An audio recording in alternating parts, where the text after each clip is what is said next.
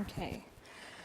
Hello, everyone. Thanks so much for coming. Yeah, just as a side note, let me know if you have any trouble hearing me. I'll try to turn up the mic or speak louder. So yeah, good evening, and yeah, thanks again. I see a wide variety of people from the university, from my home church, family, and it's so great to see you all tonight. I want to thank the Gregg Center for organizing this event and this talk, inviting me to talk about Peacebuilders at the grassroots in Iraq and Syria in the midst of conflict. And specifically those working with Mennonite Central Committee, or MCC, that I've been working for over 7 years. And MCC is an organization that's been around for almost 100 years. We work in 50 different countries, working with local partners. So local organizations that have already been working, and MCC comes in to partner and help them do more of the work that they're already doing. And so I've worked with program in different countries, and I regularly connect with our partners in Iraq and Syria. And like my father said, I'll be planning to go to Iraqi Kurdistan and Lebanon next year if we can get visas, and it's just something I'll get into a little later, a little complexity in Iraq. Yes, so this feels a little like coming home. I'm the missing Sears member, for those of you who don't know me. Two of my members of my immediate family are fellows here at the Gregg Center. Another member has participated in multiple battlefields tours, and so then there's me, working for the Mennonites. So the black sheep of the family, of sorts. However, several years ago, when I was working with MCC in Colombia, Dr. Cindy Brown approached me about possibly writing blogs for the Gregg Center. There was a little bit of, I don't know if we can do that as the Mennonites, but after talking it out a little more, I was thrilled at the opportunity to share the perspectives of MCC to a wider audience and highlight the work of our partners that are doing on the ground, specifically MCC's perspective on conflict and peace building. And so my hope tonight is to introduce you to just a sample of some of the work that MCC's local partners and others are doing on the ground in Syria and Iraq amidst conflict, and specifically the courageous work of Peacebuilders on conflict resolution in searching for long-lasting peace in the region. So before I jump into the main themes of the night, thinking of the situations in Iraq and Syria, I want to both acknowledge and thank the Gregg Center, specifically Cindy, for their tireless work and advocacy these last several years to welcome Syrian and other refugees to Canada. Cindy, your compassion and concern for the people who have fled their home countries as a result of immense violence and suffering has been so evident through this work and the work and your advocacy. I also see some people here from my home church in Fredericton who have been very active in supporting and sponsoring refugees from all around the world, including a family from Iraq a couple of years ago. So thank you so much for that dedication to Cindy and the folks here from my church. And supporting refugees and those displaced by war, including through refugee resettlement, has been a core program priority for MCC since its inception in 1920. MCC was the first organization to sign a private sponsorship agreement with the Canadian government in 1979, and since then, through its churches and other affiliated groups, has sponsored thousands of refugees from all over the world, from Syria and Iraq, but also many of the forgotten places, not in our regular news cycle, like Eritrea and DR Congo and Colombia. In addition, in times of conflict, in areas where MCC is already working, our partners and staff work tirelessly on efforts to promote peace with the goal of fostering an environment where people don't feel they have to flee in order to survive, to be safe and live productive lives with their families and communities. This is the case when it comes to Syria and Iraq, where MCC has been working alongside local partner organizations for more than 25 years. So, on that note, let's dig in. But first, I want to settle and clarify just a few definitions so we're all on the same page. So the term peace building and peace builders can mean different things to different audiences. And this is just one of the, this is one of the core themes of tonight's lecture. I just wanted to make sure that we're all on the same page with this. So first of all, just to distinguish peace building and peacekeeping, when I talk about peace building, it will be with civil society organizations, so NGOs, and not UN-sanctioned missions as we see in Congo, Haiti, Cyprus, and others. In terms of the range of peace building, there is a kind of peace building that we see at the negotiating table, so that's more of a mediating and negotiating peace building. But I would argue that the definition of peace building goes far beyond this understanding, covering multiple sectors and strategies across society. So at its core, seeking justice, peace, safety, and dignity for all. So for MCC's partners, for example, sometimes this means incorporating social cohesion into a material aid or food aid project, or introducing peace-building techniques to school children and the creation of peace clubs that train children and youth about conflict resolution techniques within their own families, schools, communities, and at the national level. The bringing together of trauma healing and reconciliation under one umbrella can be peace building. Building bridges by intentionally bringing together people and organizations from different ethnic, religious, and national groups, and incorporating this unity through public engagement and education exercises. It's hard to capture a snapshot of peace building in action. Usually it just ends up being pictures of people sitting around talking. But it often comes in under the umbrella of other programming, integrating the work across society. And you'll see more what I mean as I go on tonight. So our journey tonight, just giving you a little bit of an outline. For the main content of this talk, there will be 3 main sections. So I want to start the discussion naming and also challenging 2 dominant norms that we find in Canada and around the world when it comes to the role of peace builders and how this connects to military intervention and the context as a whole. I then want to provide an in-depth look into the context of the region, including how Canada's foreign policy fits in. And then I want to talk about some of the work of MCC's partners in both Iraq and Syria, but also Lebanon, who is playing host to more than 1 million Syrian refugees. And then finally ending with a brief conclusion. So the reason I want to talk about context, just as much as I talk about our partners on the ground, is because understanding the context is really essential to understanding the significance of the work of the partners on the ground and the basis for our partners' analysis, especially when it comes to understanding their perspectives on the situation and the intervention of the international community. Plus, our partners in Iraq and Syria and around the world are our sources of information for analysis and understanding of the complex context in which we work. We rely on our local partners to help us make sense of what is going on, and also for getting the message out there. In North America, our advocacy offices at MCC have regular contact and check-ins with our staff on the ground, who are in turn constantly checking in with our partners. We do our own research here in North America, but we rely on our staff and partners to confirm and often challenge the information that we find here in the media and fill in gaps using their connections on the ground. So these partners in turn bring in multiple perspectives and analyses, which we can communicate to people in Canada and to the government. Finally, in order to promote sustainable peace, an understanding of the context is absolutely essential, including factoring in the multiple complex issues happening on the ground.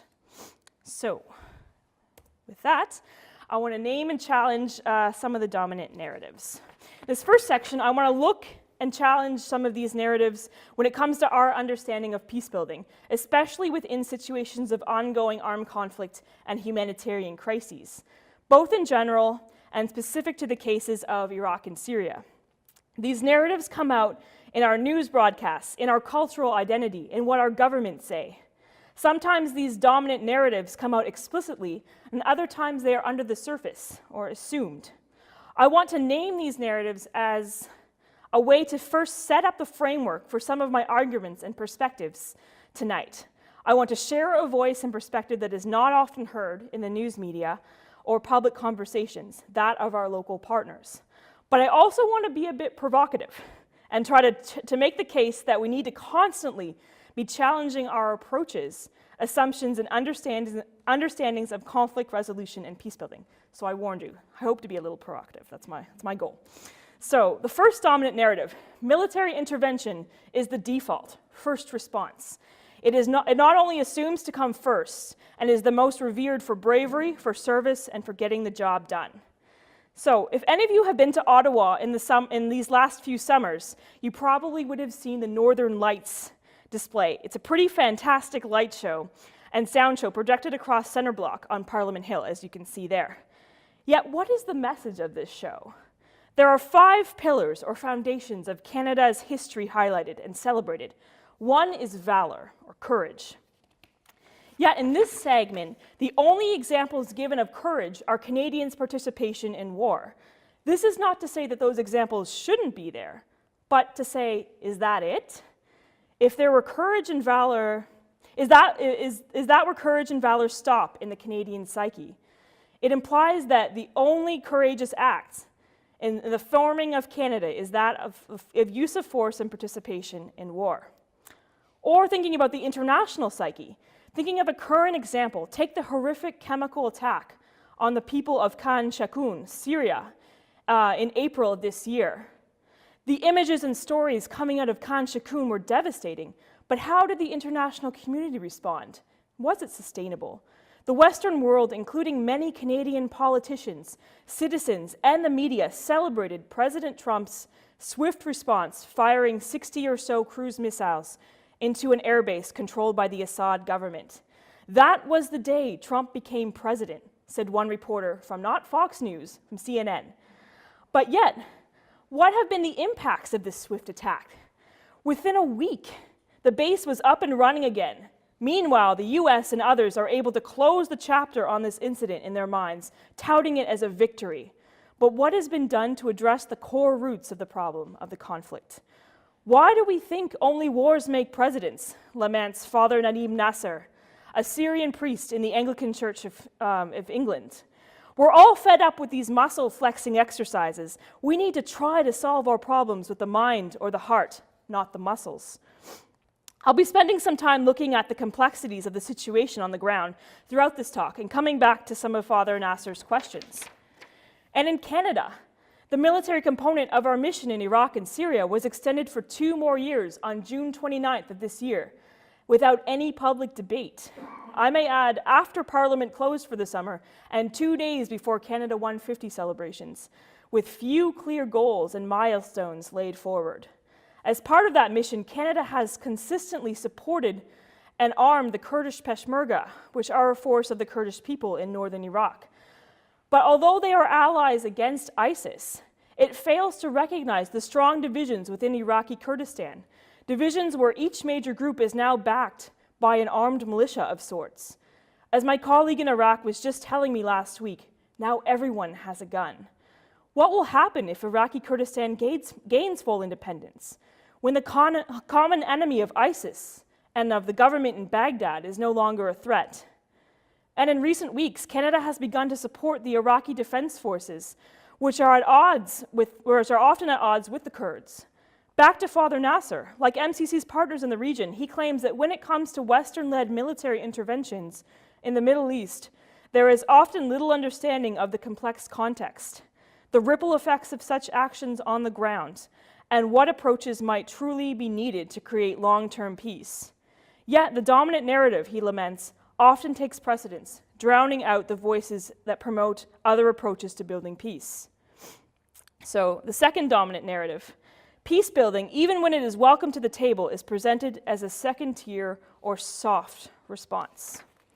This past July, the Toronto Star published an article called "How Canada is Fighting Daesh with Friendship. Canada is combating terrorism by improving social cohesion in Lebanon, which is inundated with Syrian refugees. Can it possibly work?" So kudos to my friend Brian Harriott for passing this on to me. I strongly recommend checking it out, as it's not too common to find analyses like this in the mainstream press. Yet the article is full of doubts, wondering if the model of building social cohesion in Lebanon between Syrian refugees and Lebanese peoples is enough to address the root causes of the conflict. Is it enough to bring peace? Canada and other Western countries for the past couple of decades have been promoting what we call in Canada a whole-of-government approach, response to conflict. In the US, it's more commonly known as the 3D approach: defense, diplomacy, and development. It's a recognition that often military intervention is not enough to address the root causes of conflict, and that peace builders, development folks, and diplomats need to be welcomed to the table. In Canada, in February 2016, when Prime Minister Trudeau announced his government's take on addressing Syria and Iraq, he was flanked by his Minister of Defense, then Minister of Foreign Affairs, and Minister of International Development. Trudeau said, "Our new policy in Iraq, Syria, and the surrounding region reflects what Canada is all about, defending our interests alongside our allies and working constructively with local partners to build real solutions that will last." The previous government's approach was also multi-pronged. I think this is a welcome development in approach, for sure.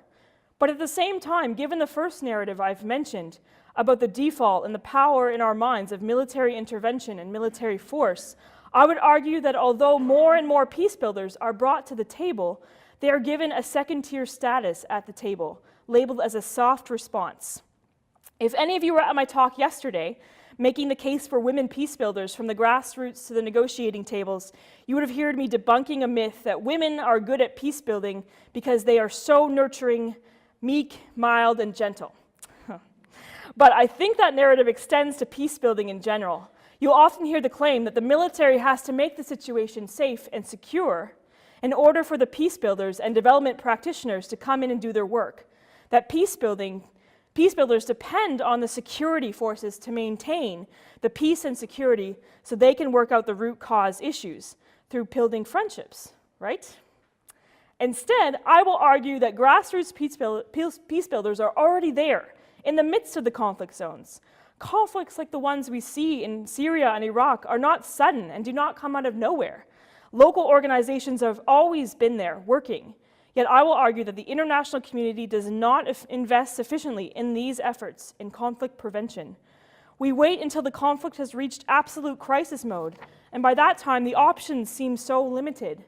The partners I'm going to introduce you to, despite the deteriorating circumstances and the mass exodus of the international community, have remained in place and have continued to do their work.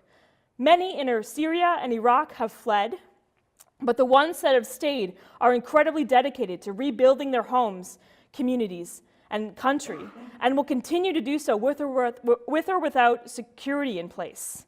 I've also seen this work with MCC partners all over the world, in Colombia, in South Sudan, Central America, DR Congo, Palestine, and Israel. If I had time, I'd introduce you to the partners from each of these regions as well. Meek and mild wouldn't be the words I'd use to describe most of them.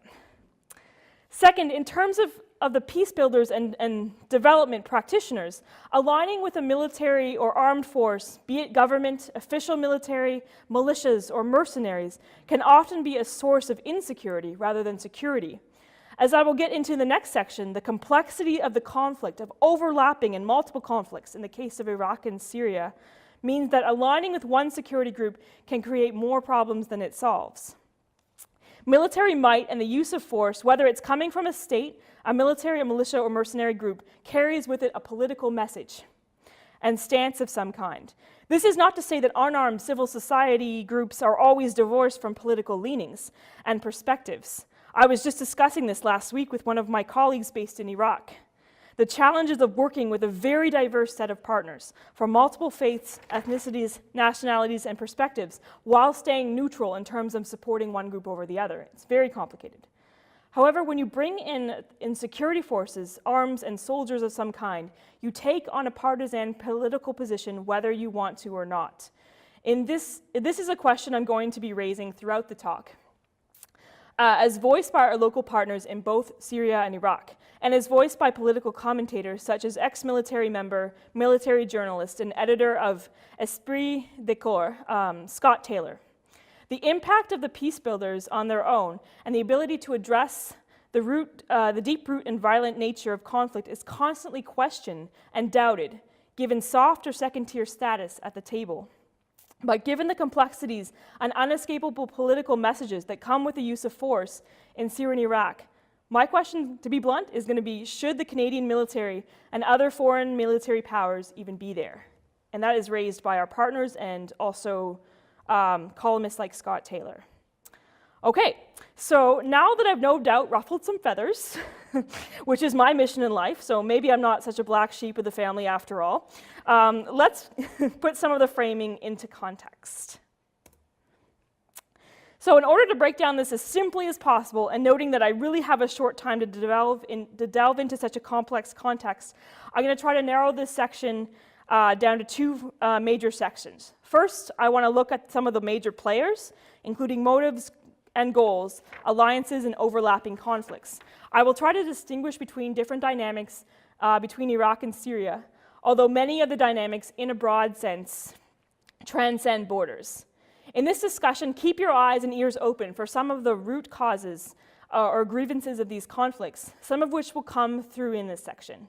I will also try to bring in Canadian foreign policy, where it connects with the context, specifically on the military mission in Iraq and Syria.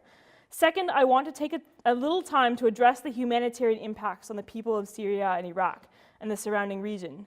This is not meant to be an exhaustive or comprehensive analysis of the situation, but to set the stage in general. Again, we look to media scholars and analysts in Canada and North America in general for a lot of our sources, but we try to rely on our staff and partners on the ground for the final word. So I'm going to be sharing a lot of details of very complex players and dynamics. Plus, it's constantly changing. Last week, we were getting a context update from our colleague based in the autonomous Iraqi Kurdistan. And his words were, "The context changes by the hour." My goal in this section is to overwhelm you with details and complexities, not so much that your heads explode, but that in being slightly overwhelmed, I can make the point that these situations are incredibly complex, and we need to be having a constant conversation in Canada about how we as a country and citizens are involved. So, I'll just leave that there. So, first the players. In terms of the Western media and understanding of the conflicts in both Iraq and Syria, there is often a propensity to narrow it down to two players. You have the US-led global coalition against Daesh, or ISIS, of which Canada is a member, has been a partner since 2014, and that coalition versus ISIS in both Iraq and Syria. We also have the West versus the Assad regime, which comes into Russia and Iran as well, played out through Western support to Syrian opposition, as if this is just one side. And then we have Iraq versus ISIS, but what about the dynamics in Iraq between Baghdad and the semi-autonomous Iraqi Kurdistan based in Erbil? It's a lot easier to look at our own approaches to conflict when there is a dichotomy, but the nature of modern warfare leaves us with a much blurrier picture. Instead, there are multiple conflicts at once, all overlapping and connecting to the other. That is what I want to talk about tonight. So Rolf Holmby, a former Danish diplomat to Syria and Lebanon and currently a visiting fellow with the Canadian Global Affairs Institute, describes the situation in Syria as 5 major conflicts in one. And just to note that many of these general dynamics also apply to Iraq. So I'm going to be bringing Iraq into the framework that Mr. Holmby has laid out. So first, as I have on the screen, there is the Assad regime, the Syrian state, versus the rebels or the opposition. So this dates back to 2011 when the so-called Arab Spring took hold of Syria. However, within this conflict, we find the second of 5. The inter-rebel fighting, or I have it here, the opposition versus the opposition. The opposition has been lumped together into one unit per se, partly because there is a common adversary, Assad and the Syrian regime. Yet what would happen if Assad were suddenly removed? Who is going to rule in Syria? What happens when the common enemy is suddenly removed? Scott Taylor asked the question, if Assad is out, not only who will lead, but who will keep the peace? This is a constant fear, as a fear constantly being raised by our partners as well. We think of Libya, Afghanistan, especially in the 1980s and 1990s, Iraq, post-2003, South Sudan. Plus, these same concerns are circulated in Iraqi Kurdistan, if it ever was to become fully independent state. Obviously, this is not in any way to defend the Assad regime. The attacks on the Syrian people by their own regime, the torture, the killings of dissidents, the use of deadly weapons, including chemical weapons against civilians, Nor is it a defense of any of these other regimes that I've mentioned, but simply moving towards regime change will not address the root causes of the conflict, and the chances of creating even more turmoil are great. Canada, in both this current and previous government, has tried to frame its stance in Syria as an us versus them, where the them is one unit, switching between targeting all criticism on Assad, then to ISIS, and then back to Assad. You can follow this starting in 2011 and 2012, when the former Prime Minister Harper had harsh words for the Assad regime when crackdowns first started in Syria. Canada's position is clear, he says. Assad must go. Actually, sorry, excuse me, that's not the words of Mr. Harper, that are the words of then Minister of Foreign Affairs John Baird in March 2012. This was accompanied by a series of economic and other sanctions targeting the Syrian regime, as well as several specific high players within that regime. Yet in 2013 and 2014, the imposing of new sanctions by Canada stopped, and so did the direct calls for Assad's removal. What likely made the difference was the rise in influence of ISIS, among other factors in the region. As the global coalition against Daesh began to target ISIS targets in Syria, in November 2014, then Prime Minister Stephen Harper said, "Whatever objection the government of Canada has against the government of Syria, we are not interested in any war against any governments in the region. Our only military fight is with ISIL." And in April 2017, we come full circle with the accusation that the Assad government carried out the deadly gassing of the Syrian town of Khan Shaykhun in April. Countries throughout the West, including Canada, came out hard against Assad. A few days after the gas attack, an act that the international community is still investigating and trying to determine the exact culprits, the Trudeau government issued 2 new sets of sanctions and made the following statement. "I think there is no question," Trudeau says, "that the medium and long-term future of a peaceful Syria no longer includes Bashar al-Assad." Yet despite the passion and urgency in his voice, Trudeau has given no indication about any specific actions or campaigns to carry this out, nor has he offered an explanation of how this connects to Canada's participation in the global coalition against Daesh. For the third conflict, we have ISIS versus everybody else. We see Assad using the fear of ISIS as justification for his attack on the rebels or the opposition in Syria. And this is not only in Syria, in Iraq, where ISIS is believed to have been founded as a result of a power vacuum and sudden disenfranchisement of Sunni Arabs in Iraq after 2003. ISIS has wreaked havoc throughout Iraq, towns, villages, and entire regions, and has committed gross human rights violations and atrocities against Iraqis in general, including Kurds, Yazidis, and other minorities. ISIS has always been the focal point for Canada, especially when it comes to the military component of Canada's mission. And there is good reason for that, namely the brutality of ISIS. In these several months, especially in the last couple of weeks, however, we have been following the news of ISIS quickly losing territory to the various other forces on the ground. In fact, today we just heard about Iraq in Syria being taken over from the once being in the hands of ISIS. In fact, our colleague based in Iraq confirmed just last week that in terms of territory control, ISIS is almost completely out of Iraq. Yet, the question remains, who will replace the rule of ISIS? What will become of the deep-seated grievances? Plus, as PhD candidate Simone Molin-Fries from the University of Copenhagen argues, territory is only half the battle. The rest is virtual and through the media. How are we going to address these dynamics? And the 2 main concerns we and our local partners have in the military efforts against ISIS include some of the main methods of attack, namely airstrikes, and secondly, who Canada has allied with in the fight on the ground and in the air. I'm not going to talk about airstrikes too much, except to note that even though Canada stopped directly participating in airstrikes in 2016, Canadian jets have continued to do regular refueling and reconnaissance missions for others who are. You can track these sorties, as they are called, on the Government of Canada's Operation Impact website. They are updated almost weekly. But what I'll say about airstrikes is that they have their own major consequences and arguably do little to address long-standing peace, say most of our partners in Iraq and Syria. Current airstrikes in Raqqa, one of the last, sorry, I haven't updated this since today, so formerly one of the last ISIS strongholds in Syria, have reached carnage levels of Aleppo in terms of civilian deaths. Today, the vast majority of our partners and staff on the ground are adamantly opposed, seeing airstrikes, especially of those in cities where thousands of civilians are trapped in the middle, are not addressing root causes and grievances, and as an action not helpful for building long-term peace in the region. In a letter to the Prime Minister, written based on analysis from our staff and partners in the region, our office writes, not only will airstrikes in Iraq and Syria fail to address the deeply rooted ethnic and religious divisions underlying the present violence, but they will exacerbate existing or create new economic, social, and political grievances.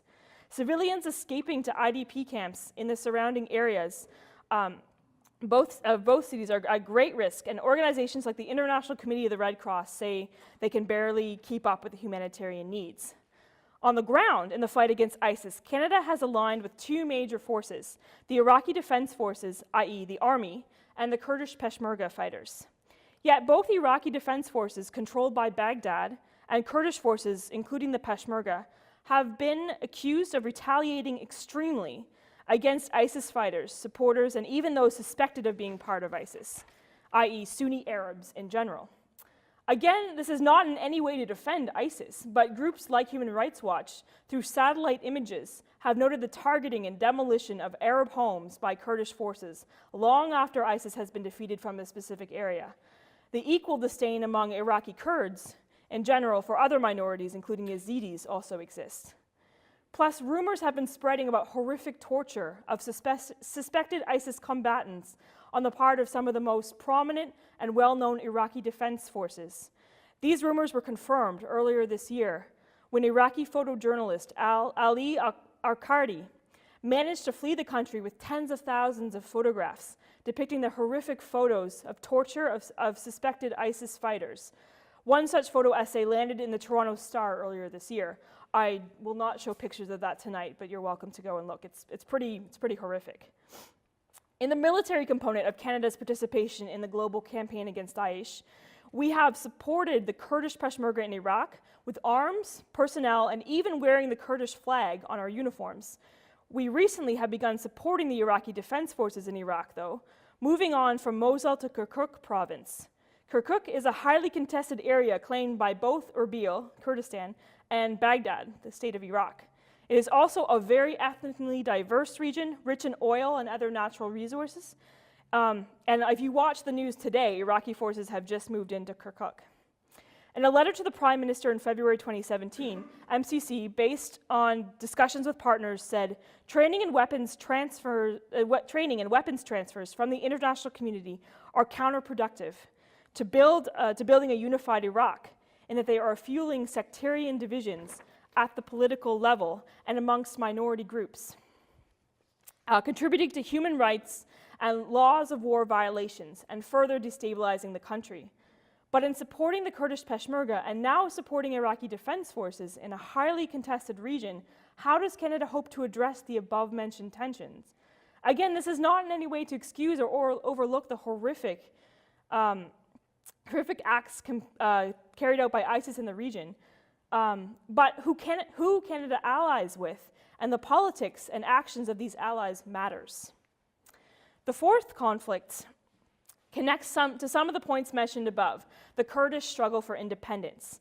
So of course there are many dynamics and dimensions within the issue of Kurdish independence, but the goal of a united and independent statehood is definitely the most publicized and well-known view of the Kurdish struggle. The West has long looked to the Kurdish peoples, especially in Iraq, but also as of late in Syria, Turkey, and even Iran, to help us with our own battles in the region. Some might even describe it as using the Kurds to defeat others, but then abandoning their own interests to the various conflicts. But does Canada and the West truly understand these dynamics? Before jumping into this question, I will just want to state that I'm personally not taking a stand in either way, and neither is MCC, on the question of independence and the recent referendum in the semi-autonomous Iraqi Kurdistan. It's not because we're afraid to take a stance. It's partly because it's a dividing point in the region, to say the least. And I personally don't feel I understand the dynamics well enough, and as an outside organization, and also working with various partners from various views on this issue, MCC has decided not to take a stance on this. But I do want, what I want to do tonight is try to explain some of the complexities of it. So first, while generally maintaining a common goal of independence and sovereignty, to characterize the Kurdish peoples as one unified group is to paint an oversimplified picture. Like any people group around the world, not only do Kurdish peoples in different countries have different ways of organizing and different expectations of a homeland, significant divisions exist within each country. Our colleagues working in Iraqi Kurdistan are in a regular contact with our partners, constantly keeping us up to date on the dynamics and divisions within the semi-autonomous region of Iraq. As outsiders, MCC and staff are balancing a diversity of opinion. Actually, I already got to this, sorry.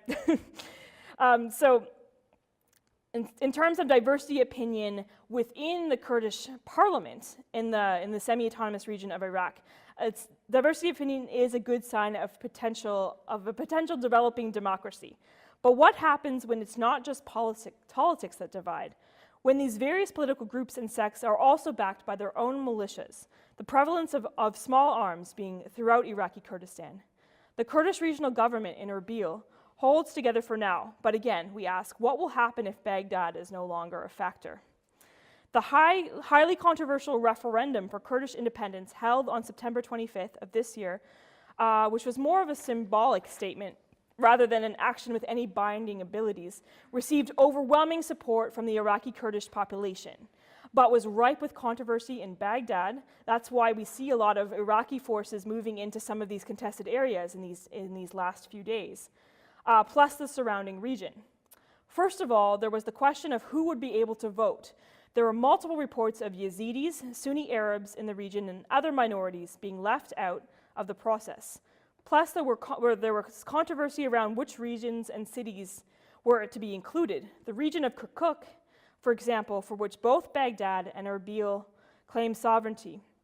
And Iraqi forces just went in this today and yesterday, and a highly rich oil area. And as well as Canadian Special Forces have recently been assigned to work with Iraqi forces in this area was included in the referendum. Even though the results of the referendum were not binding, but were promoted as simply a way of raising the issue, it has no doubt raised tensions between Erbil and Baghdad. Plus, a push for a fully independent Iraqi Kurdistan would elevate tensions throughout the region, where other significant pockets of Kurds can be found. Countries like Turkey and also Syria could soon be declaring war on Iraqis' independent Kurds if that was to come about. Canada's official policy in terms of Iraq is a unified federal Iraq. Yet this long-standing support for the Kurdish forces in Iraq, particularly the Kurdish Peshmerga, plus the presence of Canadian forces alongside the Iraqi Defense Forces, either seems like Canada does not understand the context or simply is aligning with partners of convenience without taking their special interests into account. Similar dynamics exist within Syria, where the US has been allying with the Kurdish groups as well. And yet the US tried to encourage the Iraqi Kurds not to go through with their referendum. So our Prime Minister, Justin Trudeau, has tried to distance himself from responsibility, tying the Kurdish referendum together with the Quebec referendum and saying, as a Quebecer, he named the importance of foreign governments staying out of referendums as a key factor. Okay, let's take a minute to think about this. First of all, the flat comparison between Quebec's sovereignty movement and the Iraqi Kurdish movement, I don't seem to remember all these foreign armies coming up on the Quebec border in 1995. Plus, pretending that Canada's underlying support for the Kurds, along with other Western countries, hasn't had an impact on the situation, nor has it contradicted Canada's support for supposedly policy for a unified Iraq, is pretty naive. Plus, our colleagues in Iraq confirm that these kinds of actions do not go unnoticed by the people in the region. So finally, context. The fifth major conflict in Iraq and Syria that was identified by Hombo was the general regional conflict between Sunnis and Shiites, This one is pretty big. I'm only going to really scratch the surface. But even in stating this sends a strong message for the complex dynamics of these conflicts and the resulting humanitarian crises. This goes much beyond the dynamics in Syria and Iraq, the global coalition against Daesh, to the regional giants, Saudi Arabia and Iran. It is a fight for control of territory, natural resources, and power, where the battlefields are Syria and Iraq, and the civilians caught in the middle are merely pawns on a chessboard, caught up in a proxy war of the region's giants. You don't have to look too far back to see the trends, looking at where the various players stand. We often hear Russia and Vladimir Putin thrown around in the mix in terms of supporting the Assad government. However, Russia was not the first power to throw its hat in the ring next to Assad. Iran, the region's Shiite powerhouse of sorts, has long backed Assad, and Russia, desperate to become a world power and major influence again, jumped on the bandwagon. What better way to gain international influence all while antagonizing the West, especially the United States? On the other side, Saudi Arabia is supporting Sunni efforts for power in both Iraq and Syria, supporting opposition forces in both countries. Yet members of ISIS from the region are primarily Sunni Arabs, which creates another layer of complexity for Saudi Arabia. The United States and its allies, including Canada, have long fallen onto this side. Even Israel is joining in the fight, supporting opposition forces in Syria due to Iran's influence, including the building up of Hezbollah forces on the Lebanese border with Syria. So, confused yet? I won't lie, I'm still trying to wrap my head around these dynamics. And I'm not alone. There's a lot of us out there trying to do the same. So, given the time, and I want to spend a lot of time on our partners, I don't want to be trite and skip through fast the humanitarian crisis. Part of the reason I can do this is because this has been a lot of what is seen in the news, so I feel it's pretty well known and discussed. So I will try to spend just a little time on this. And then again, this connects to this humanitarian crises exists because of the context listed in the previous section. So today our world is facing the biggest refugee and forced migration crisis since the end of World War II, with upwards of 65.6 million people forcefully displaced. According to the UN High Commission for Refugees, by the end of 2016, there were 22.5 million refugees and 40.3 million internally displaced peoples around the world. As of 2016, since 2003, 4.2 million Iraqis have been forcefully displaced, the vast majority living in IDP camps in the region, within their own country. According to the UNHCR, there are approximately 400,000 registered Iraqi refugees, many living in the region, and 3.8 million internally displaced peoples. Iraq is also hosting over 200,000 Syrian refugees, primarily Syrian Kurds, that have found refuge in the semi-autonomous Kurdistan in the north. Yet the influx of IDPs, internally displaced peoples, has raised tensions in northern Kurdistan, as Sunni Arabs have been forced to flee to the north as well. Of course, when it comes to Iraq specifically, we cannot forget the humanitarian impacts from the 2003 US-led invasion and also the first Gulf War, again, using the Kurds to fight the Iraqi state with dire consequences. And then it goes on beyond that. Looking to Syria, at the end of 2016, approximately 65% of Syria's population had registered as being forcefully displaced, over 5.5 million refugees, and over 80% having found shelter in the surrounding countries, and 6.5 million internally displaced peoples. Turkey is currently hosting almost 3 million Syrian refugees, while Lebanon is hosting over 1 million, and Jordan 648,000. So starting in 2011, as revolutions and demonstrations spread across North Africa and Middle East, the Syrian state cracked down on its own citizens, doing unspeakable things, torture, chemical weapons, and attacking civilians, destabilizing the country, creating power vacuums, and armed opposition across the country. So in 2015, Alan Kurdi became the face of the Syrian crisis and launched campaigns of refugee support all over the world.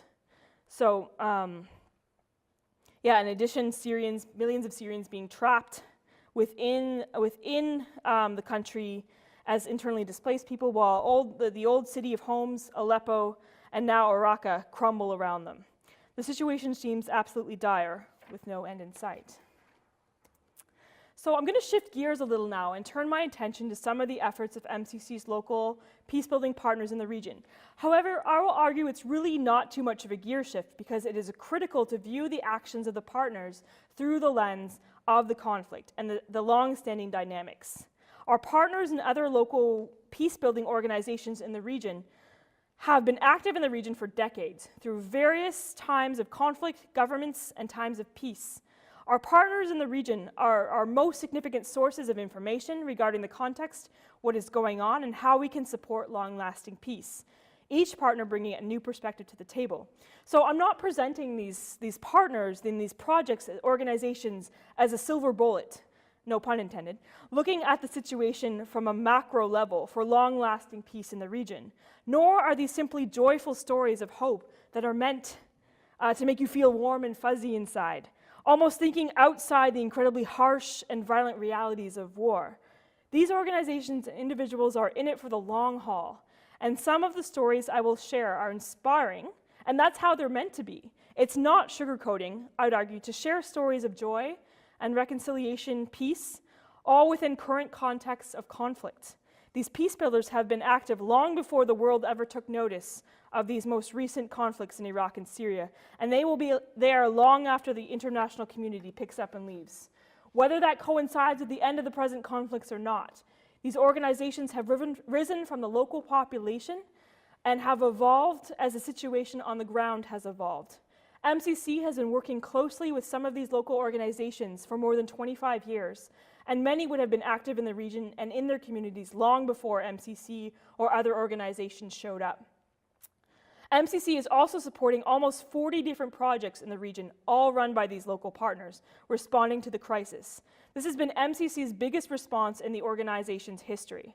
I want to introduce you to some of these peacebuilders who, at great personal risk to themselves and their families, are able to continue the work when many of the international or national governing bodies have left as a result of the conflict.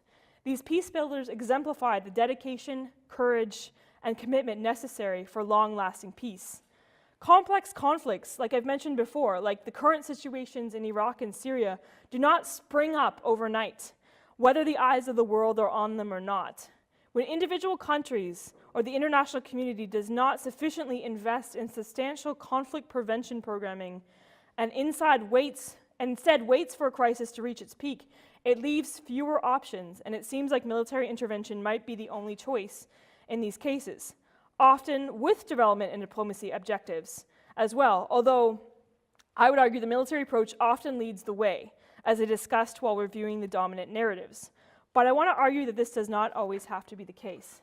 Instead of going country by country with Iraq and Syria and Lebanon, I'm going to try to break up this section up into themes and sectors of influence. So the first one is the work continues even at the epicenter of conflict, building bridges and healing wounds. So life persists, the work persists. In April 2017, MCC's then representatives for Lebanon and Syria, Doug and Naomi Enns, based in Beirut, were able to visit partners in Syria in their home communities for the first time in 5 years. They saw great destruction and devastation, but most of all, they saw that life persists. Wherever we went over the next 5 days, we were greeted with compassion. We saw acts of solidarity between peoples of various faiths and backgrounds. We saw hope. We saw resilience. We saw hardship and terrible loss, and we saw people really wanting to live. It's about building for the long run within the devastation, with the future always in mind. Last year, when the world was watching the devastating siege on Aleppo, we would hear stories of complete destruction, but another voice was calling out within the destruction, calling for unity and building bridges across ethnic, national, and religious lines.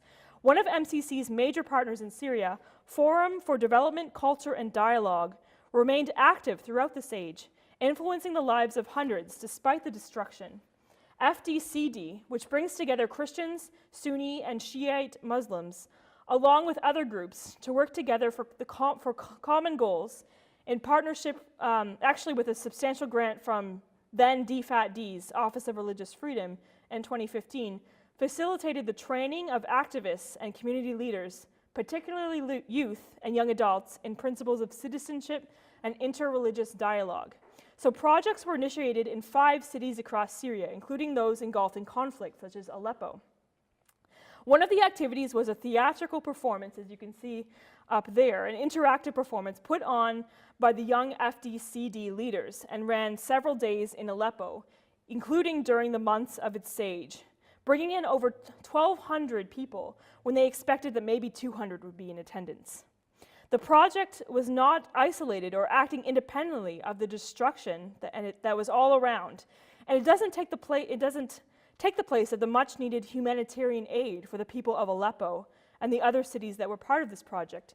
But this project did represent a way to confront the destruction head-on, with an eye on long-term, multi-generational change, says Canada's former Ambassador for Religious Freedom, Andrew Bennett. As one representative of FDCD told the National Post in 2016, now Aleppo is the most dangerous city on earth. You can hide and cry, or you can fight, or you can try to make a positive change. Shifting to Iraq, you might have heard that about Kirkuk in north-central Iraq in these last few days and weeks. In September, the Iraqi Defense Forces launched an offensive against Kirkuk, one of the last strongholds of ISIS in Iraq. Canadian Special Forces joined the Iraqi forces in this particular campaign, especially the siege of Ha'ija. In addition, Kirkuk is also incredibly diverse. Yeah, I've already said this, with Iraqi Kurds, Syrian refugees, including Syrian Kurds, internally displaced Iraqis, both Kurds and Arabs, Sunni Arabs, and minorities such as Yazidis.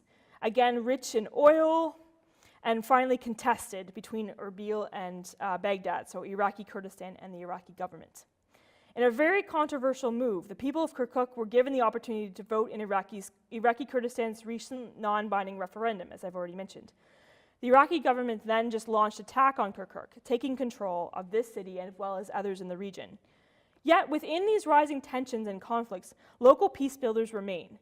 MCC partner Center for the Self, a Christian organization that focuses on trauma healing, especially working with parents and community leaders, helping them to approach parenting and leadership from a trauma perspective, remains. With IDPs, internally displaced peoples, numbering in the millions in Iraq, and diverse groups forced together into cramped camps, as you can see here, with high physical and mental needs, has put a significant stress and tension on the peoples. Plus, in a culture where trauma is not always discussed publicly, the Center for the Self provides much-needed opportunities for people to get together and share their experiences, pain, and fears about a future that seems bleak. Participants have shared about how this was the first time they had been able to share their intense pain with others as a means to find some kind of healing and to build bridges with others who are suffering. The center is based primarily in Ankwa, near Erbil, a region with a significant number of internally displaced peoples from all kinds of different backgrounds, living in camps and communities. However, one of the leaders, one of the priests of this organization, his family and church connections are based in Kirkuk, which also has a significant number of IDPs as well. In other words, it wasn't specifically the conflict that brought the Center for the Self to Kirkuk, but the natural flow of the program and their leaders. They had this presence in Kirkuk long before becoming the epicenter of the conflict and continuing the work throughout the conflict, and will continue long after the international community moves on to the next conflict hotspot. So next I want to go into the second point was building a central meeting and connecting point, a coordination, bridge building, reconciliation, and social cohesion. Part of what makes the voice of our partners so powerful in the region and in speaking with groups and the government of Canada is that our partners come from a wide variety of backgrounds, regions, religions, and ethnicities. Does this mean that everything is easy and smooth and that understanding of complex issues is a piece of cake? Well, in reality, it's the opposite. It's incredibly difficult and challenging to work with all this kind of diversity.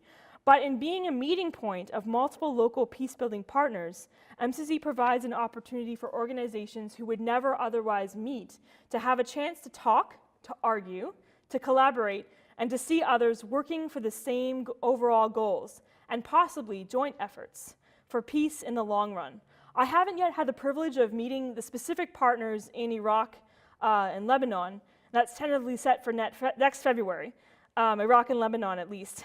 But it's something that I've seen in several other parts of the world in terms of bringing multiple groups together. So in Syria, I've already highlighted the excellent example of the cross-religious and ethnic peace building with the Forum for Development, Culture, and Dialogue, with the program in multiple cities, including Aleppo, Damascus, and Homs. In addition, our staff that coordinate programs in both Syria and Lebanon from Beirut, based in Beirut, just a couple of weeks ago, helped to organize a forum that brought together both Syrian and Lebanese journalists in Beirut. The goal was to talk about the media and how both Syrian and Lebanese media and/or independent journalists could play a significant role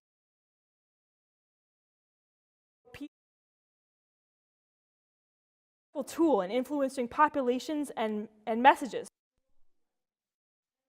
And focus only on devastation, or to promote peace for the long run and bridge building between peoples that have historically been at odds with one another. Without getting into too much history, Lebanon and Syria have not always had an easy relationship, and tensions overall are on the rise, especially due to a significant influx of Syrian refugees into Lebanon, over 1 million. There is worry that Syrian refugees are taking many of the already scarce resources and destroying the economy. There is also significant fear within Lebanese population that ISIS fighters and other armed groups are sneaking into the country disguised as refugees. We don't know anything about the We don't know anything about the prominence of that fear in North America now, do we? But by bringing together Syrian and Lebanese journalists, our colleagues was very excited about this new initiative and talked about the intense debate and discussion among participants. But also so much hope in the potential in this exchange for the dominant narratives to shift through bringing together so-called adversaries. So continuing with the relationship with Syria and Lebanon, along with tensions between different religious and ethnic groups, let me take you to Mount Lebanon, just northeast of Beirut. With the conflict in Syria approaching 7 years, the impacts transcending into neighboring countries like Lebanon, MCC's longtime partner, Permanent Movement for Peace in the Mount Lebanon region, is actively working with youth of different nationalities, ethnicities, and religions. The goal? Influence the next generation of leaders by leading youth in workshops and camps, building leadership skills, and connecting them to people from different backgrounds, creating a future founded on reconciliation and cooperation across diverse groups.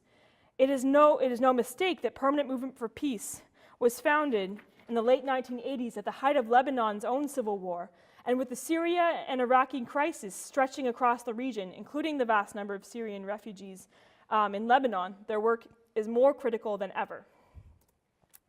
Moving to Iraq, in Bekah, a heavy Yazidi area, the city was under brutal rule of ISIS for about 3 years. We have heard the graphic, horrendous torture, rape, enslavement, and deliberate targeting of Yazidis by ISIS.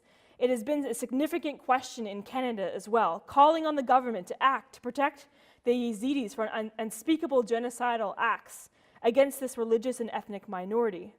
On Sinjar Mountain, and in other areas close to Bekah, thousands of Yazidis have been targeted, tortured, raped, and murdered. But in Bekah, another narrative of Yazidi is emerging.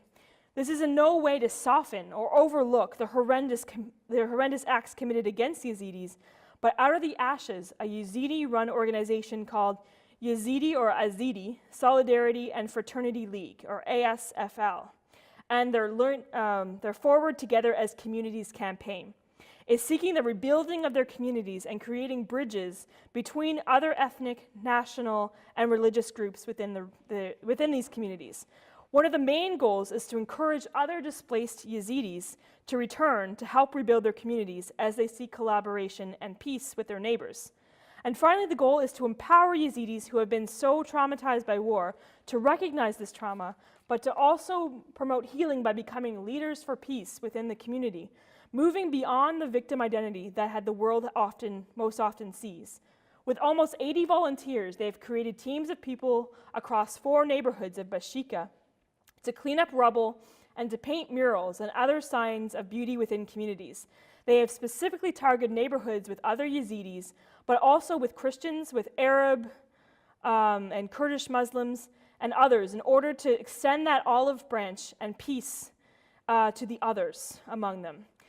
This fall, the Forward Together as Communities campaign hopes to extend their work, organizing workshops in schools and organizing community-wide festivals and events. And for a short snippet from one participant, I'll let Fadi Salah Hikmat speak for herself. My name is Fadi Salah Hikmat. I'm age 30. I'm from Bekah, a town which was violated by the forces of ISIS for almost 3 years, during which we spent time in displacement. After Bekah was liberated, every single person from the area was thinking of getting back to it directly. However, they all knew that returning won't be easy since the area was destroyed by the hands of ISIS and the shelling that is faced during the battle to liberate it. One day, some friends and I heard that ASFL was working on a project that shared our goals of cleaning this area, so we made an agreement with them to work as volunteers and help clean the area. We started our campaign according to the areas that needed the most help. We were surprised by the amount of help that we got from people and how happy they were to see a group of young girls and guys working for their benefit. We felt very relieved to help people from other religions. Working in this campaign broke the boundaries that were created by the events on Sinjar Mountain and in other areas. It felt amazing. I'm almost done, I promise. So, incorporating peace building into practical projects. So, as time is short, I'll go over this section pretty briefly. So, given the vast number of humanitarian needs in the region, so many of our partners are focusing on addressing those greatest needs and those in most urgent need.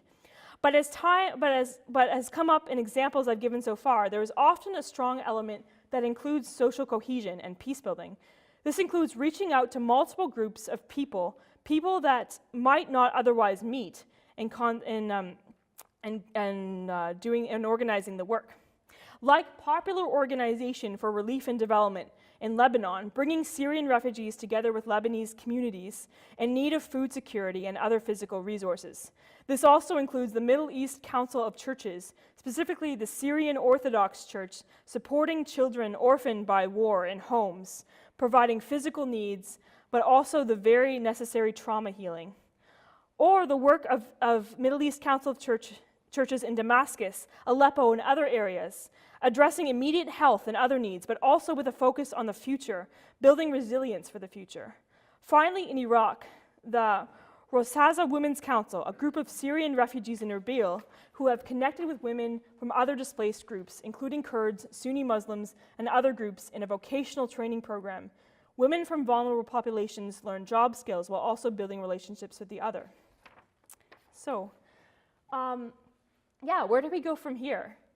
So it's hard to, in terms of the complexities of the region, and then looking at the macro level and then looking at the micro level, it's hard to see where these connect.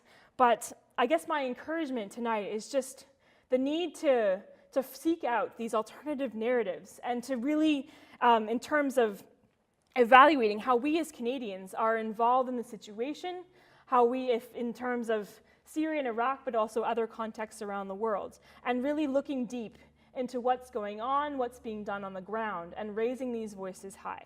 And so with that, I'll leave it there.